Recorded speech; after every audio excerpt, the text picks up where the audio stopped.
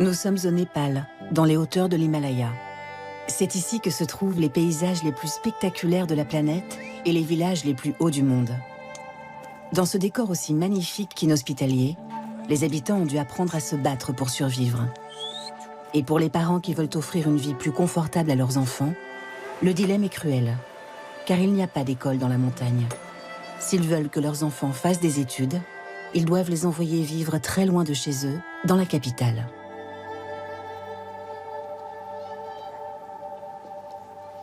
Je me faisais du souci pour l'avenir de Tsong. Ici, il n'y a pas de travail.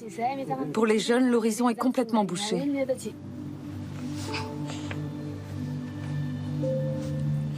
Parfois, j'imagine mes enfants à l'âge adulte.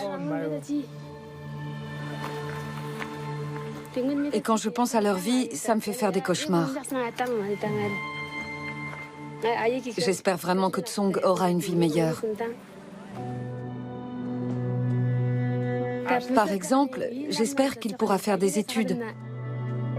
Je ne sais pas si j'aurai la chance de le revoir un jour. En tout cas, je l'attendrai.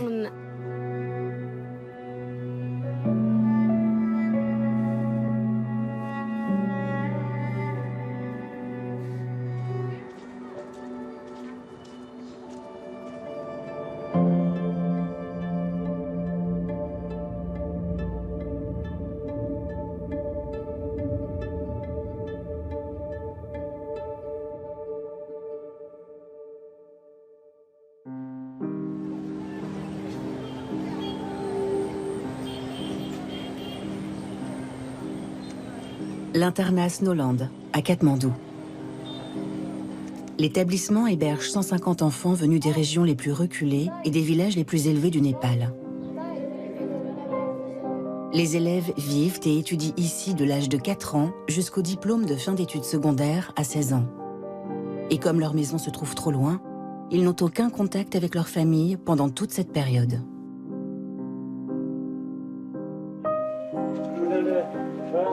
Je m'appelle Nima Gurung. J'ai 17 ans. Et ça fait presque 11 ans que j'étudie ici.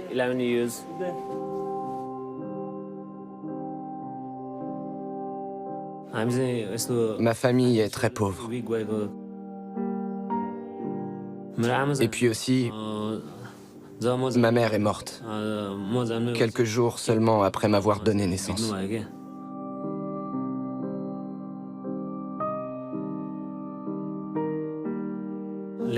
Je me souviens du jour où on est venu ici avec mon père. À un moment donné, il m'a dit d'aller faire un petit tour pour visiter l'école. Et quand je suis revenu, il était parti. Et depuis ce jour-là, je n'ai plus aucune nouvelle de lui.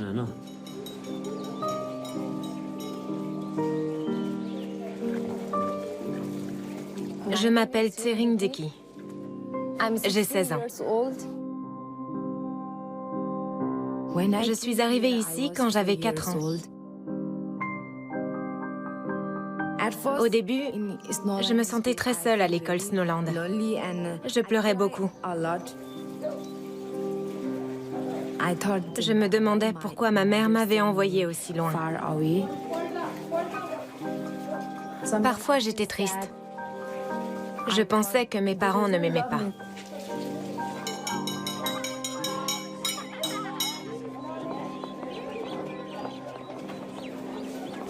Bonjour, madame. Bonjour les enfants, asseyez-vous. Merci, madame. Comment ça va? Bien, et vous? Je vais très bien.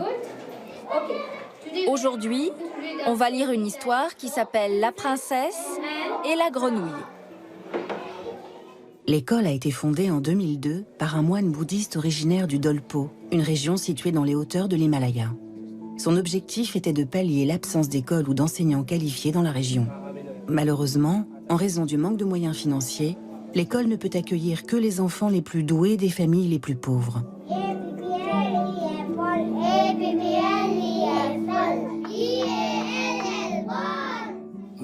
On me surnomme le Bouddha du Dolpo. Au Népal, les écoles ont très peu de moyens en général. La vie est extrêmement difficile ici. Mais pour moi, l'éducation, c'est comme une lumière dans l'obscurité. C'est pour ça que j'ai créé l'école Snowland. Une fois que les enfants sont inscrits, ils ne peuvent plus retourner chez eux. Le trajet est trop long et trop cher pour que les enfants et leurs parents puissent se rendre visite. Je m'appelle Jiwan Mahatara et j'ai 16 ans. Je suis arrivé ici à 6 ans. J'étais super triste d'être séparé de mes parents. Je me demandais pourquoi ils m'avaient envoyé aussi loin d'eux. Je pensais qu'ils ne m'aimaient pas. Snowland, c'est comme une famille pour moi. Mais ma mère me manque beaucoup. Nima, Serindeki et Jiwan viennent de passer l'examen final. Au bout de 12 ans, l'heure est venue pour eux de quitter Snowland. En attendant les résultats, ils vont recevoir une nouvelle qu'ils espéraient depuis très longtemps. Vous allez retourner voir vos familles, vos parents et vos villages. Un généreux donateur a proposé aux adolescents de leur offrir un voyage de 3 mois dans la montagne.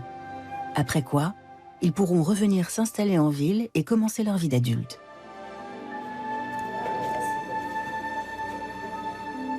L'équipe du film en a choisi 3. Elle leur a fourni des caméras, du matériel et les a formés pour qu'ils puissent filmer leur voyage. Salut, c'est Nima. J'ai hâte de commencer le voyage. Je vais enfin retrouver mon père, mon frère et ma sœur. J'y suis jamais retourné depuis que je suis ici. Je les ai pas revus depuis 10 ans, donc ça va être génial. Et plein de surprises. J'ai pas revu le visage de ma mère depuis mes 4 ans. Donc je pense qu'en la voyant, je vais la serrer très fort dans mes bras. Et je vais beaucoup pleurer. Je rentre voir mes parents. Ça va être un des plus beaux moments de ma vie. À Katmandou, il y a plein d'équipements. On a l'électricité, les transports, les moyens de communication, Facebook, WhatsApp, WeChat, pour rester en contact avec ses potes. Mais à la campagne, c'est très différent. Leur mode de vie n'a rien à voir avec celui de la ville. La plupart d'entre eux sont arrivés ici quand ils étaient petits. Ça fait tellement longtemps qu'ils sont là qu'ils ont oublié comment les gens vivent. Là-bas, dans les villages.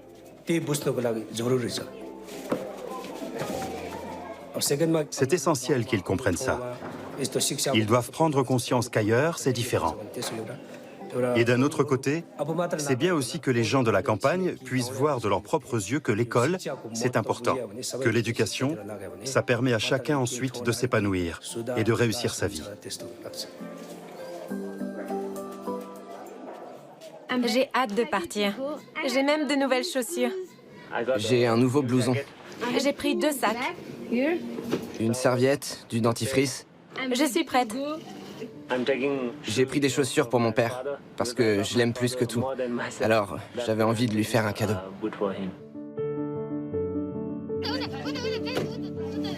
Accompagnés par un guide local, les lycéens vont pouvoir regagner leur village dans les hauteurs de l'Himalaya. Ce voyage sera l'une des expériences les plus éprouvantes de leur vie, aussi bien physiquement que psychologiquement.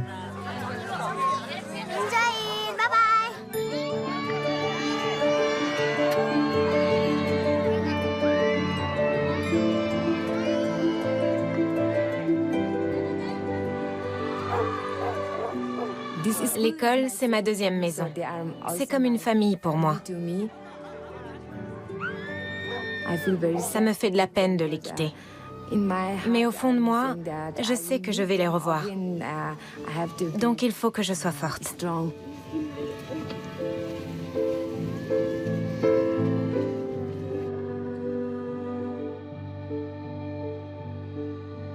Leur voyage commence par un trajet de 14 heures en bus de nuit.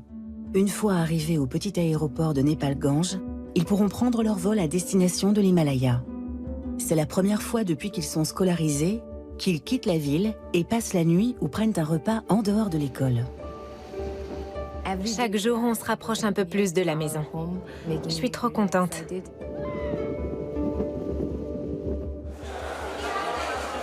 On va là.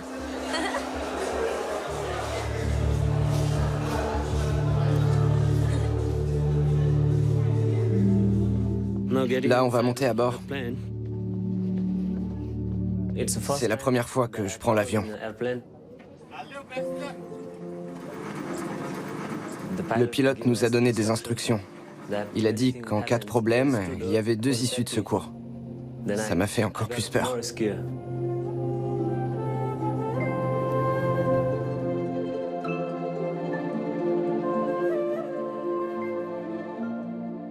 C'était magnifique. J'oublierai jamais ce voyage.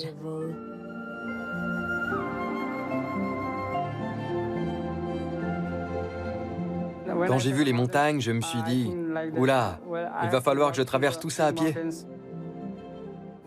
Ça va être très dur pour moi, parce que j'ai jamais marché aussi longtemps. Ça me fait un peu peur. J'espère que je vais pas mourir. On atterrit.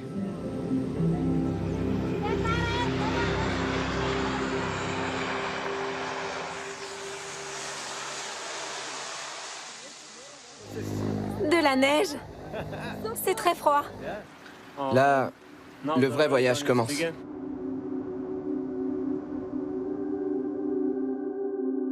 Les 3 adolescents ont atterri sur de petits aérodromes qui desservent les hauteurs de l'Himalaya.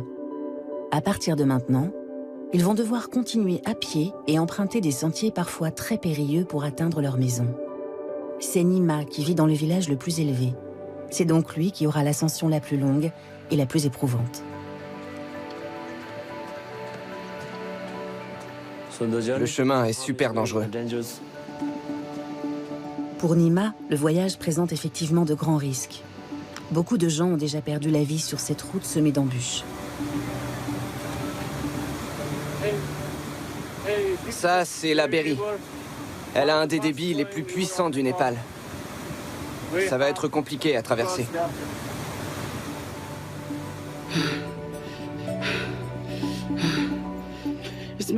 C'est la première fois que je marche autant. Et là, quel chemin je dois prendre?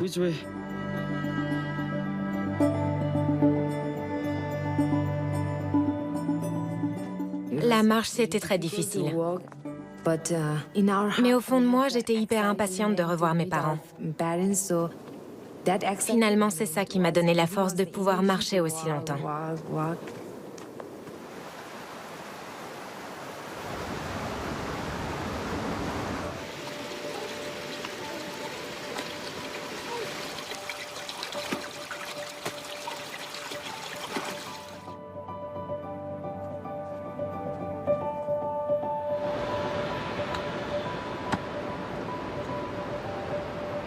Soudain, le périple de Jiwan est interrompu, car le sentier a été emporté par un glissement de terrain.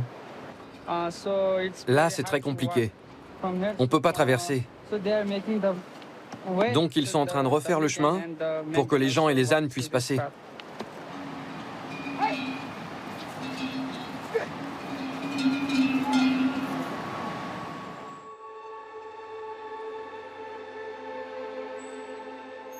Une fois le passage rétabli, Jiwan peut rejoindre sa première étape, la maison de sa grand-mère.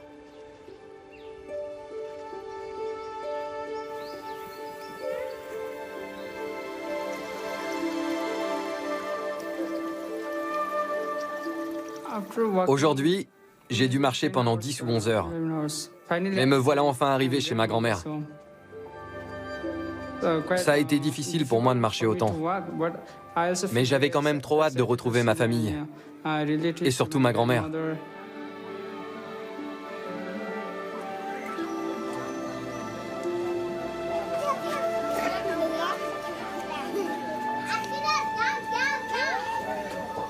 Voilà ma grand-mère.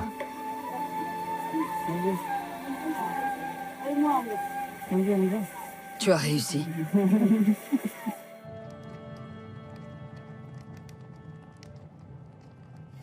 Ça y est, je suis chez ma grand-mère. On a pris le déjeuner, c'était délicieux. Au bout de 10 ans, j'ai pu enfin goûter la cuisine campagnarde. C'était trop bon. C'est épicé.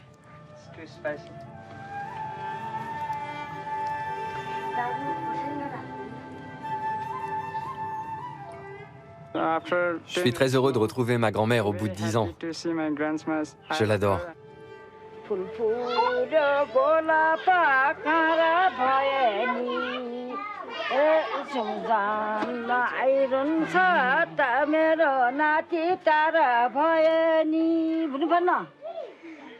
Je pense tout le temps à lui.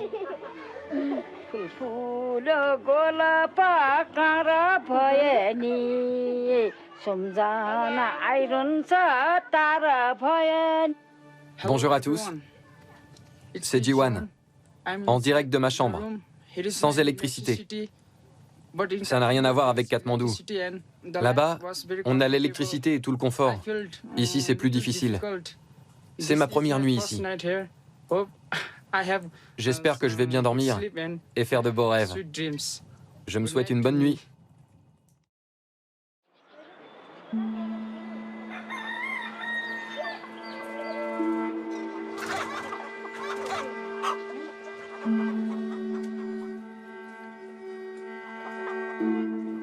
Ça m'a fait un choc de voir le village. Par rapport à la ville, ça ressemble encore à l'âge de pierre ici. Ils n'ont aucune technologie pour leur faciliter la vie. Ils dépendent beaucoup de la nature. Il n'y a pas de vraie toilette ici. On doit faire ses besoins en plein air. Et aussi, comme l'eau est glacée, les gens prennent qu'un seul bain par mois.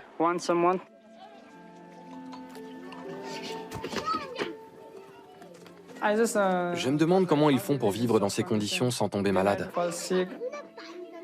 Je m'inquiète pour mes parents. En fait, je ne sais pas comment ils vivent, s'ils ont des toilettes ou pas. Quand je vois comment c'est dans le village de ma grand-mère, j'ai un peu peur de voir celui de mes parents.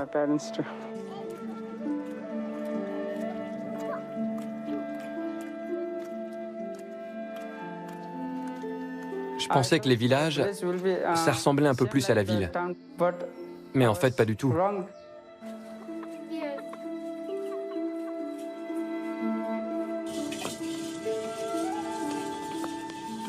Je me demande comment je vais faire pour vivre comme ça pendant 3 mois.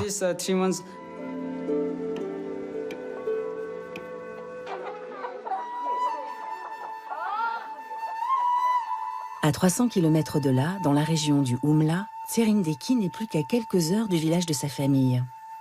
En attendant les retrouvailles, elle essaie de se remémorer le passé.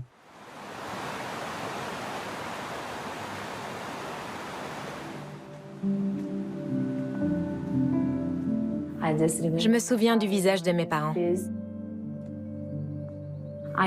Je pensais que je leur manquais pas et que j'étais la seule à avoir de la peine. Je me demandais tout le temps pourquoi ils en ont rien à faire de moi. Ils m'ont mise au monde et après ils se sont débarrassés de moi.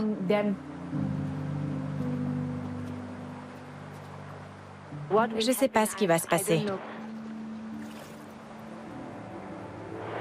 Si ça se trouve, ma mère aura pas l'air contente de me voir. Si c'est le cas, je serai très triste. Je ne sais pas comment elle va réagir. Ça me stresse.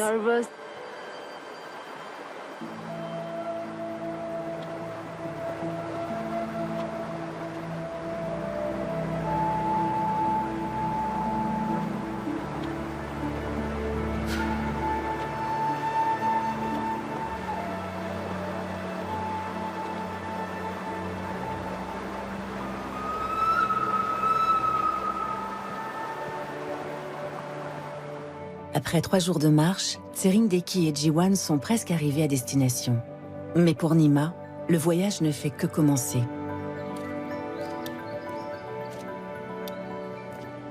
Au début, je me demandais ce que je faisais là. Je me disais, mais c'est quoi cet endroit? C'est vrai que les paysages sont super beaux, c'est un décor incroyable. En revanche, le mode de vie, ça n'a vraiment rien à voir. Le trajet de Nima est le plus dur des 3. Mais heureusement, il n'est pas seul. Il voyage avec un guide local et 3 autres élèves de Snowland, dont les villages se trouvent sur le chemin. Ainsi, ils peuvent veiller les uns sur les autres et se remonter le moral dans les moments difficiles. S'il reste encore 10 jours de marche à Nima avant d'atteindre son village, Tsering-Deki et Jiwan, eux, ne sont plus qu'à 5 heures de chez eux.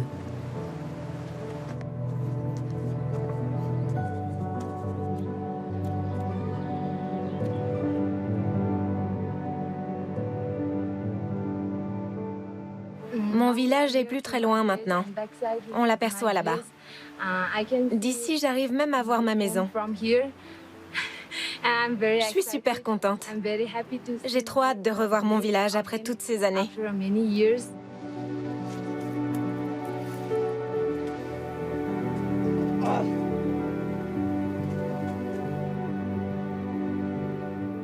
Ça y est, je vois mon village.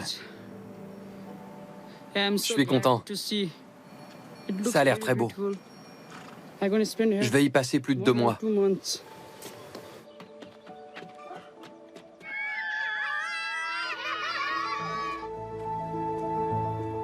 Voilà l'entrée de ma maison. Je suis enfin chez moi. C'est comme les portes du paradis. Je vais enfin revoir mes parents après tout ce temps.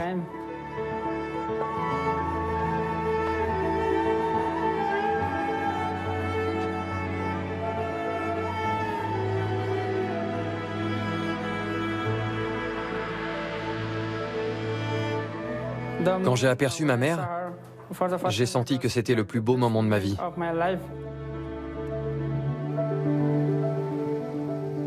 Elle aussi était hyper contente. Elle a dit « C'est toi mon fils ?» J'ai répondu « Oui, c'est bien moi ». Elle en revenait pas.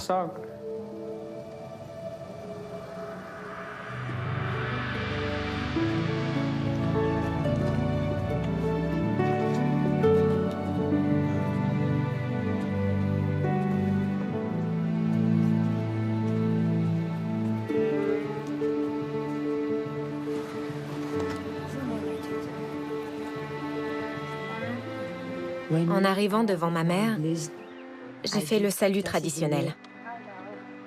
Elle était contente, mais pas autant que je m'y attendais. Je pense qu'elle cachait ses sentiments. Je sais pas pourquoi. Je suis ravie de retrouver mon fils après toutes ces années. Dès que je l'ai vu, tout mon chagrin a disparu. Je suis très heureux. Moi aussi, j'ai envie de pleurer. Je me demande si je suis pas en train de rêver.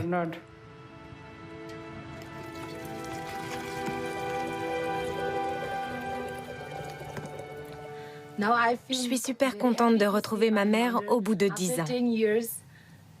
Il n'y a pas de mots pour décrire mon bonheur. Je suis tellement heureuse de la revoir. Voilà ma mère. Là, c'est mon père. Et ça, c'est ma maison. On est très heureux d'être à nouveau réunis. On remercie Dieu d'avoir entendu nos prières et l'école Snowland d'avoir pris soin d'elle pendant tout ce temps.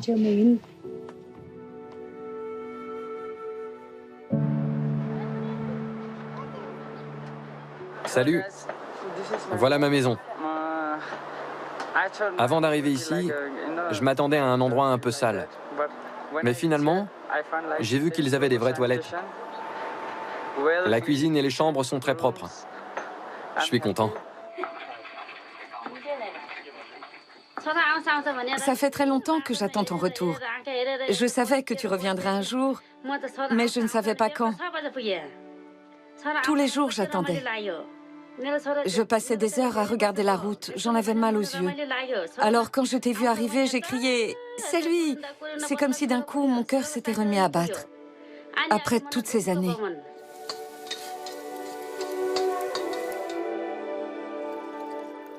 Mes parents ont invité tout le village à la maison. Ils voulaient fêter mon retour et me souhaiter la bienvenue. Ça fait vraiment chaud au cœur de te revoir, Tsering-Deki. Sois la bienvenue parmi nous. Tu as un très bel avenir devant toi. On espère que tu deviendras quelqu'un de bien et que tu feras de longues études pour réussir ta vie et faire tout ce que tu aimes. On te souhaite vraiment tout le bonheur du monde. Tiens, regarde, je bois une chope de bière à ta santé.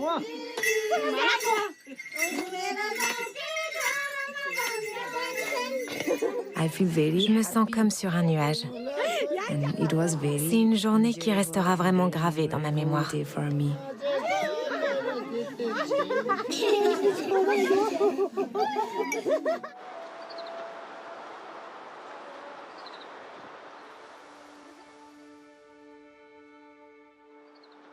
Bonjour, c'est moi, Nima.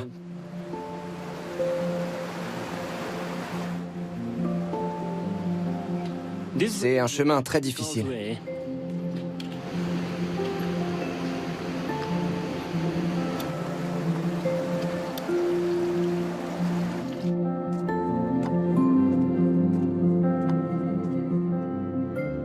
Waouh, voilà le lac Foksundo.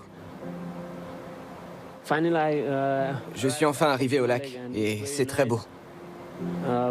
Tout ce bleu là, c'est magnifique. C'est la première fois que je vois un lac comme ça.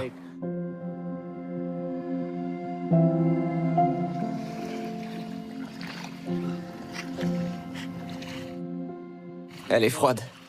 Très froide? Oui, elle est gelée. Mais le repos n'est que de courte durée. La suite de l'itinéraire emprunte des cols de très haute altitude qui présentent de nombreux dangers. Et comme il est tombé beaucoup de neige cette année, Nima et ses compagnons auront du mal à trouver un endroit où camper. Il leur faudra donc marcher 30 heures sans s'arrêter pour rejoindre le monastère le plus proche.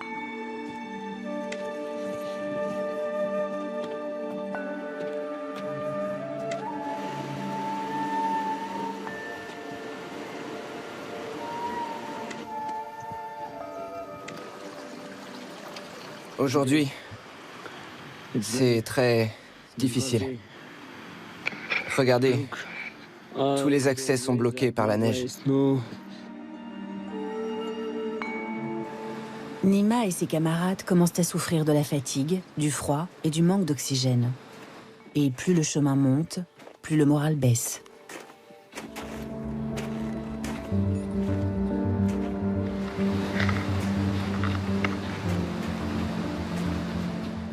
Pendant que je marche, je réfléchis beaucoup à ma vie. Je repense à ma mère et ça me rend triste.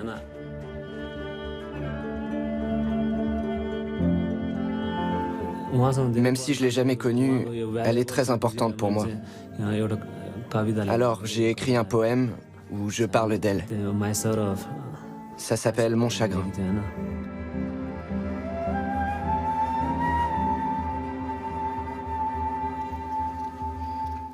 Voilà mon poème. Je me souviens du jour où ma mère m'a quitté pour aller au paradis. Mon cœur s'est brisé en 1000 morceaux. Tous les jours, je posais la même question à mon père. Quand est-ce qu'elle va revenir? Et à chaque fois, mon père me répondait « demain ». Mais j'avais beau compter les heures, il ne se passait rien. Ma mère ne revenait jamais me chercher. Elle m'a laissé, mais je pense toujours à elle. Et à chaque fois, ça me fait mal. Quand j'étais petit, je voyais mes copains avec leur mère. Mais moi, j'ai toujours marché seul. C'est le plus grand chagrin de ma vie.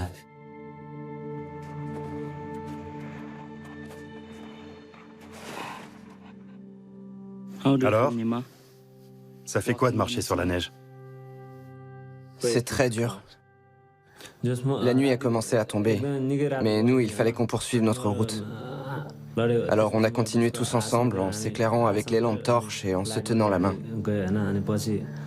Et vers minuit, on a pu enfin atteindre le monastère et passer la nuit au chaud.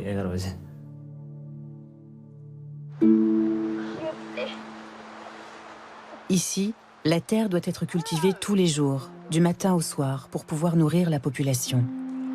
Dans quasiment toutes les familles, ce sont les mères et leurs filles qui sont chargées du travail dans les champs. Et tout se fait à la main. Voilà notre champ. Aujourd'hui, je vais travailler avec ma mère. On va arracher les mauvaises herbes. Ma mère va m'expliquer comment faire.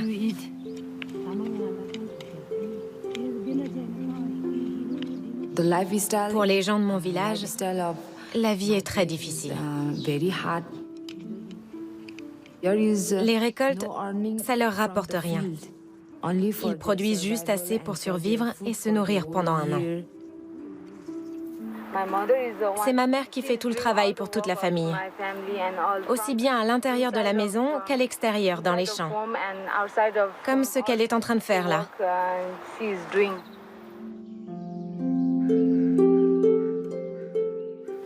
Mon père, c'est un lama, c'est-à-dire un moine.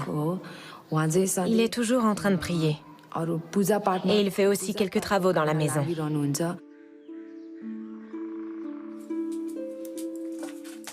La plupart des femmes travaillent dur. Alors que pour les hommes, la vie est plus facile. Les femmes, elles travaillent sans s'arrêter, du matin jusqu'au soir.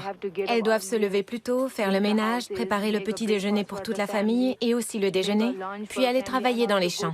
Et quand elles rentrent, elles doivent encore s'occuper du goûter pour les enfants, puis préparer le dîner.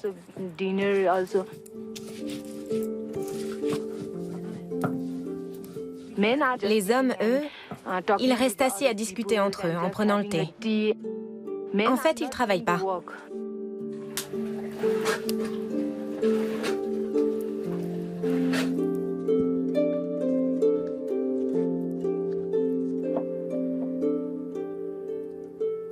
Je suis très contente de cuisiner avec ma mère aujourd'hui. Elle m'apprend à préparer un repas. Et moi, je lui donne aussi quelques petits conseils. Par exemple, des règles d'hygiène avec la nourriture. Parce qu'au village, la propreté, c'est pas vraiment leur priorité. Fais comme ça. Arrête, maman. Il faut pas mettre tes doigts dedans comme ça.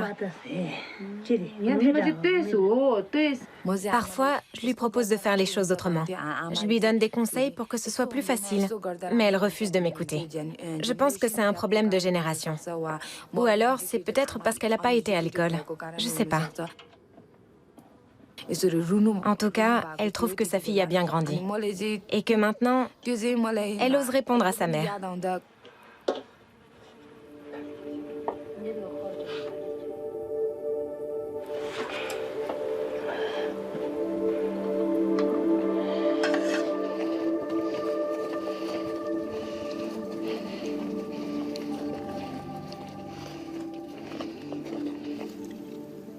Ma mère est très courageuse. Ça me fait plaisir de voir qu'elle a encore la force de travailler. Elle travaille dur. Elle se donne beaucoup de mal. Et ça fait des années. Je me sens un peu coupable.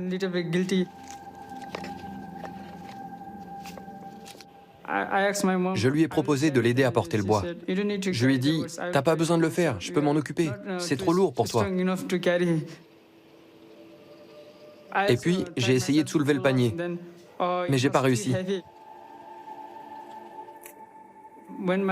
Quand j'aurai fini mes études, je ferai venir ma mère dans ma belle maison et je la traiterai comme une reine.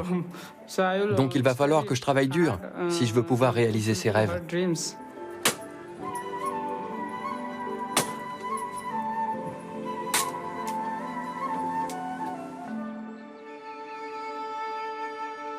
Aujourd'hui, Nima et ses compagnons doivent encore franchir 3 cols. Certains sont aussi hauts que le camp de base de l'Everest. C'est le seul chemin possible et il n'est praticable que pendant les 3 mois d'été. Je suis crevé. C'est dur ce voyage. J'aurais au moins compris une chose pendant cette longue marche. J'ai compris pourquoi mon père, mon frère et ma sœur n'étaient jamais venus me rendre visite à l'internat. Maintenant, ça me paraît évident. C'est parce que les voyages auraient été trop difficiles pour eux. Il aurait fallu qu'ils marchent pendant des jours et des nuits. C'est beaucoup trop long. Il faut vraiment être en très bonne forme physique. Sinon, c'est impossible. En tout cas, vivement que ça se termine.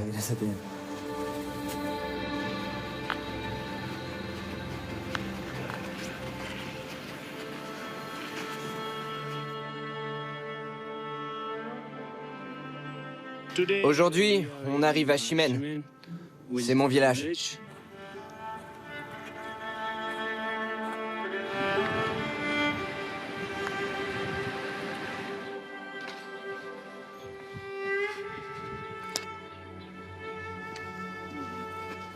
Ça me fait bizarre. Et en même temps, je suis super content. Ça fait 11 ans que j'ai pas vu mon père. Mon père, je l'aime plus que moi-même. Donc nos retrouvailles, ça va être le moment le plus fort et le plus important de toute ma vie.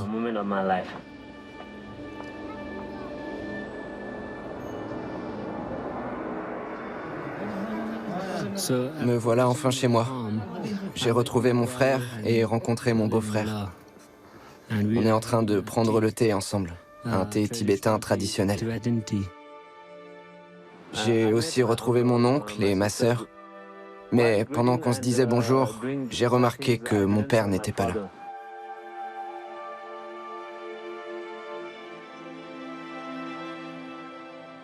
Bonjour. Ça y est, je suis enfin arrivé chez moi. Il y a eu plein de surprises. J'ai retrouvé mon frère et ma belle-sœur, et puis ma sœur et mon beau-frère. Malheureusement, je pensais que mon père avait dû s'absenter et qu'il allait revenir dans quelques jours. Mais apparemment, la situation est un peu plus compliquée que ça. Le mari de ma sœur m'a expliqué qu'il y avait eu des problèmes ici, que la cohabitation entre mon père et ma belle-sœur s'était très mal passée. En fait, mon père buvait trop, et ma belle-sœur l'engueulait tout le temps à cause de ça. Alors mon père en a eu marre d'être ici, et il est parti vivre dans une autre région.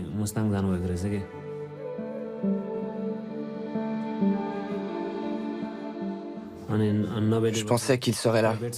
J'étais tellement impatient de le voir. Du coup, quand je suis arrivé et que je ne l'ai pas vu, j'étais hyper déçu. Ça a été très dur pour moi. Je lui avais même acheté des chaussures. Je les avais transportées jusqu'ici. Je suis venu de très loin. J'ai tellement marché pour venir le voir. Maintenant que je sais qu'il est parti ailleurs, j'ai l'impression d'avoir fait tout ce voyage pour rien. Mais malgré l'immense tristesse de ne pas avoir revu son père, Nima pense qu'il a le devoir de rester pour aider le reste de sa famille. Ça n'a pas été facile. Il a fallu que je surmonte ma déception. Maintenant, je me consacre aux travaux manuels avec les autres. Et pour ça, j'ai dû apprendre à me servir des outils.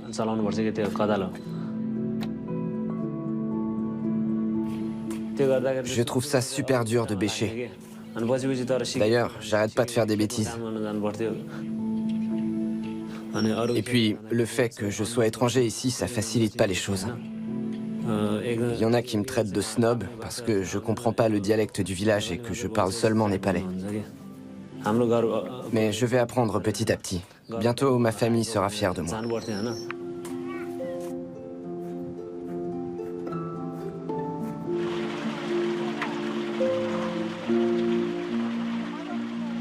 Je trouve ça dur, la vie à la campagne.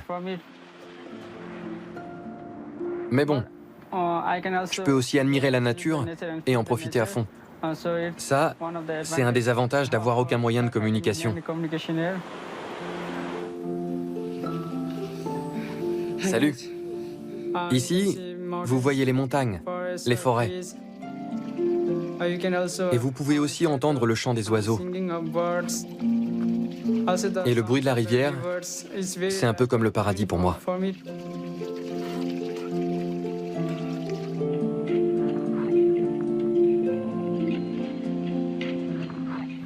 Ici, les gens s'entraident volontiers. Ils se soutiennent. Dans les champs, ils travaillent tous ensemble, en harmonie. Maintenant que j'ai vu comment ça se passait ici, à quel point les gens étaient vraiment unis, Je trouve qu'en ville, ça manque un peu de solidarité. J'ai remarqué qu'au village, les gens se plaignaient jamais de leur vie.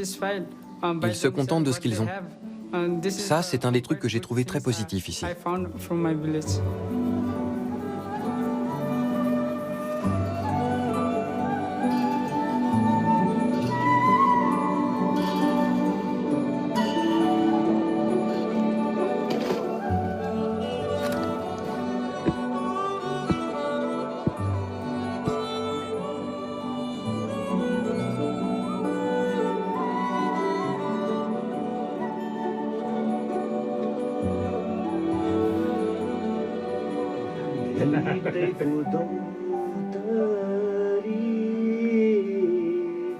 चटक्कै नभुल्नु है दाजुभाइ यो हाम्रो समाजलाई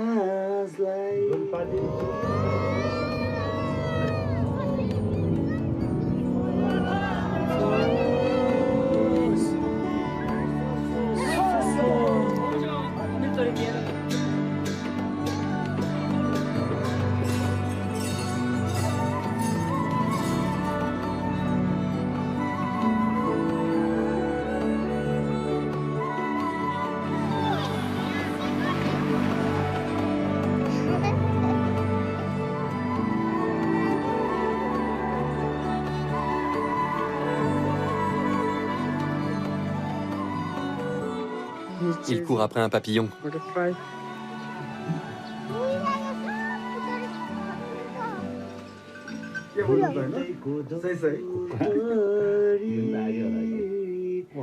चटक्कै नभुल्नु है साथीभाइ यो हाम्रो समाजलाई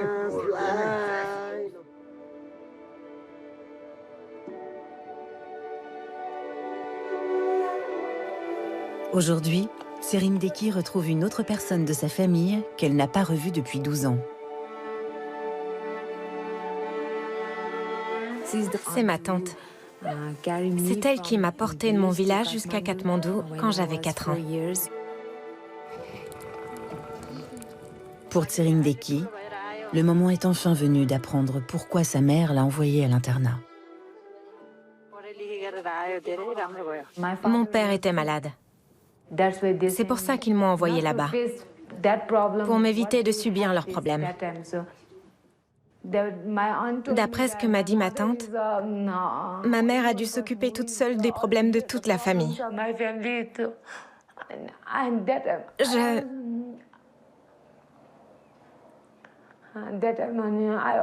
Je ressens tellement d'amour pour ma mère.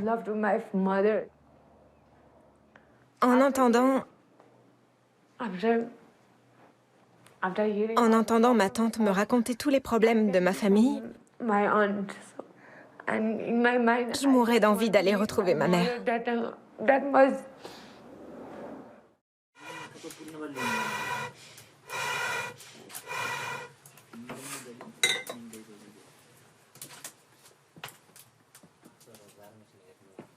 J'ai demandé à ma mère pourquoi elle m'avait envoyée aussi loin d'elle.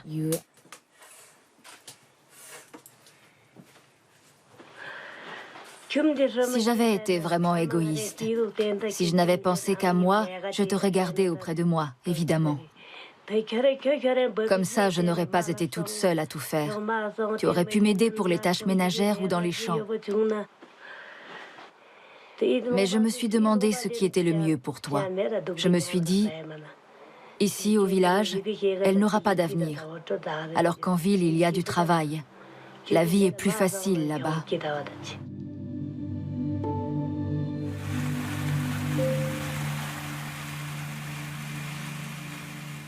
Elle a eu une vie très dure, très pénible.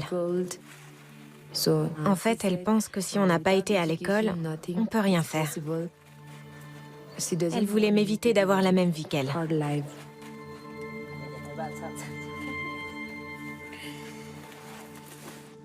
Ce sont deux vies très différentes. Je pense que si tous les gens qui vivent dans des villages décidaient d'aller s'installer en ville, au bout de quelques mois, ils auraient tout oublié de leur culture et de leurs traditions. Et notre mode de vie disparaîtrait. Et ça te ferait quoi de voir disparaître ces traditions? Pour moi, ce serait pas forcément une mauvaise chose, si on y réfléchit bien.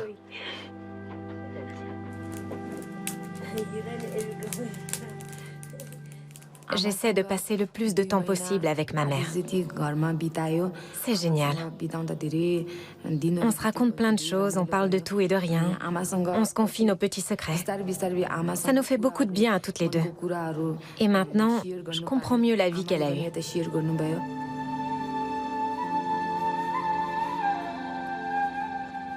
J'ai appris beaucoup de choses en venant ici. Mon père s'est marié 4 fois. Il a eu 3 enfants avec ma mère, ma sœur, mon frère et moi. Ma mère est morte 2 jours après ma naissance. Et c'est mon père qui m'a nourri, avec du lait de chèvre ou de vache. C'est lui qui s'est occupé de moi. Il a joué le rôle du père et de la mère.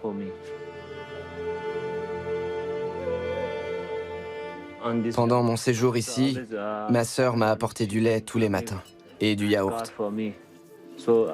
J'avais pas l'habitude qu'on s'occupe de moi. Mais ça me rend heureux de voir tous ces gens qui m'aiment et qui prennent soin de moi. Les 3 mois touchent désormais à leur fin. Il est temps pour nos 3 adolescents de faire leurs adieux et de reprendre le chemin de Katmandou. Peut-être reviendront-ils un jour dans les montagnes pour voir leur famille.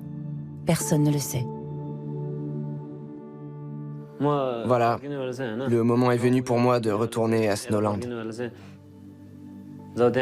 Au moment des au revoir, ma sœur n'arrêtait pas de pleurer. C'était vraiment dur. Moi aussi, j'ai pleuré. Et en même temps, c'était beau.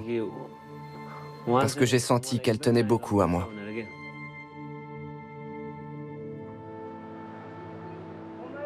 Il y a un proverbe qui dit « Pour gagner, il faut aussi perdre ». Maintenant, je comprends ce proverbe.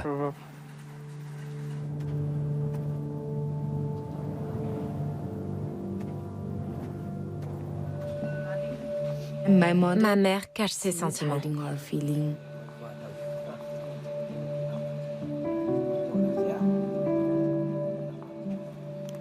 Au moment du départ, elle voulait pas me montrer qu'elle était triste, pour pas me faire de la peine.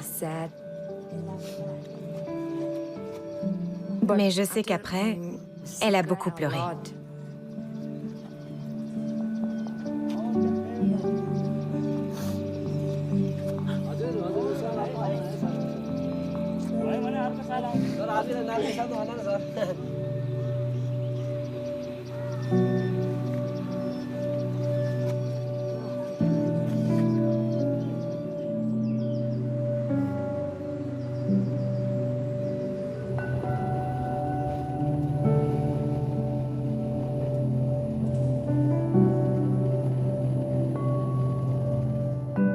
Dans les semaines qui viennent, Nima, Tserindeki et Jiwan vont devoir trouver du travail ou décrocher une bourse pour continuer leurs études en ville.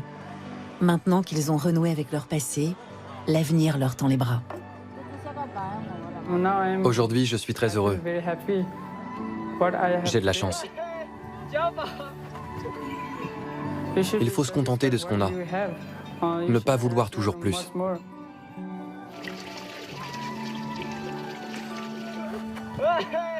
Quand j'ai commencé ce voyage il y a quelques mois, j'avais pas mal de craintes. Mais maintenant, après avoir vécu toutes ces choses, je me sens parfaitement heureux.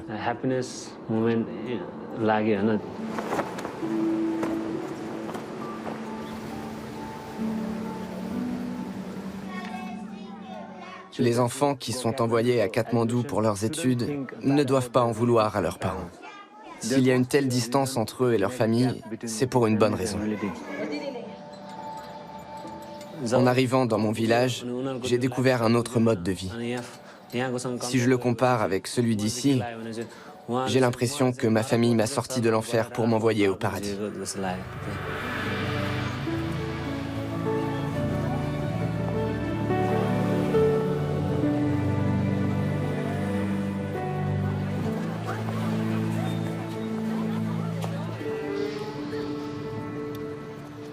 Avant, j'en voulais beaucoup à ma mère. Je pensais qu'elle m'aimait pas. Mais maintenant, je sais pourquoi elle m'a envoyée à l'internat. Pourquoi elle voulait pas montrer sa tristesse. Je comprends tout et ça me rend heureuse. Je lui suis tellement reconnaissante. Ce qu'elle a fait pour moi, c'est une preuve d'amour.